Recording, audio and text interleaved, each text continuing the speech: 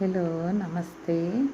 आज चाहिँ म तपाईँहरूसँग अब अहिले नेपाल सरकारले चाहिँ जुन शिक्षामा परिवर्तन ल्याउनको लागि कक्षा 4 र 5 मा पनि परीक्षा नलिने क्यास सिस्टमबाटै निरन्तर असेसमेन्ट सिस्टमबाटै इभ्यालुएसन गर्ने भन्ने जुन कुरा ल्याएको छ, धेरै शिक्षकहरूलाई चाहिँ कन्फ्युजन छ। कतिले त कतिवटा विद्यालयले त 3 सम्मकै पनि अहिलेसम्म परीक्षाहरू लिएकै अवस्थाहरू पनि छ।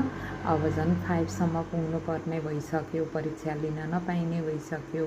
हुन त परीक्षाले जुन हामीले 2 घन्टाको 50 मार्क्सको परीक्षा लिन्थ्यौँ, त्यसले चाहिँ बच्चाको सही मूल्याङ्कन चाहिँ हुँदैन। उनीहरूले 1 वर्षभरि मजाले तयारी नगर्ने, अनि जब एक्जाम आयो लिमिटेड कोर्सहरू पढेर अनि जिपिए क्यालकुलेट हुन्थ्यो, त्यो चाहिँ अवश्य पनि बच्चाको मूल्याङ्कनको सही तरिका होइन। त्यही भएर यो निरन्तर मूल्याङ्कनलाई प्राथमिकतामा राखेको छ। अब त्यसमा चाहिँ मैले यहाँ हजुरहरूलाई देखाइरहेको छु के छ त करिकुलमले तोकेका मूल्याङ्कनका तरिकाहरू, साधनहरू भन्ने कुराहरू चाहिँ यो शिक्षकहरूको लागि नितान्त 5 सम्म अध्यापन गराइरहनुभएका शिक्षकहरूलाई काम लाग्ने कुरोहरू छ। तपाईँहरूले हेर्न सक्नुहुन्छ।